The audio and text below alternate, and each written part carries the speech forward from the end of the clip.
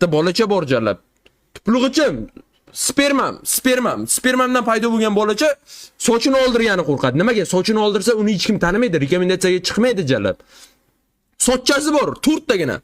Aslonboy, bir kun videosini ko'rib qopman bolani, bir kun videosini ko'rib qopman. Короче, videosida bunday qilyapti, qaranglar.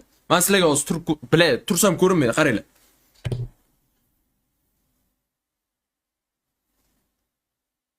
Ana uzun tutishlari jallab. Bola taji qimillashimgacha gapirayotib qolgan. Yo, suka odamlarning miyasi ishlamaydi, tushunib bo'lmaydi. Yo, yarimta bolacha sochini oldirgani qo'rqadi. Sochini oldirsa, uydagilar u bolaga qaramaydi, ko'chada qizlar qaramaydi, Instagramda videosini hech kim ko'rmaydi. Shuning uchun po'xo'y naqo'y.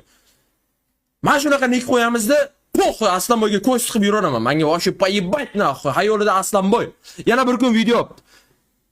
Aslonboy kuchlim, Teo Timur uyushtirilgan video. Aslonboy kuchlim, Teo Timur kuchlim. Конечно, Teo Timur kuchli deb bitta qiz. Aslonboy chitsa. Aslonboy geyu, jallab qanaqa. Suka! Ule! Agar men shu qizlar mana hayotda tasavvur qilinglar, mana hayotda men ketyapman, mana yurib ketyapman, o'sha qiz menga yonimdan kelyapti.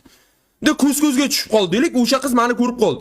O'sha o'ylar, dedi shunda yerga yotib qoloq Aslonboy bilan og'ziga olib tashlaydi. Lekin Instagramda ko'tarilish uchun, hayp ishlash uchun o'g'lagan gapini gapiradi. Gap o'z egalarini topdi degan umiddaman. Men mana sizlarga aytdim, men shu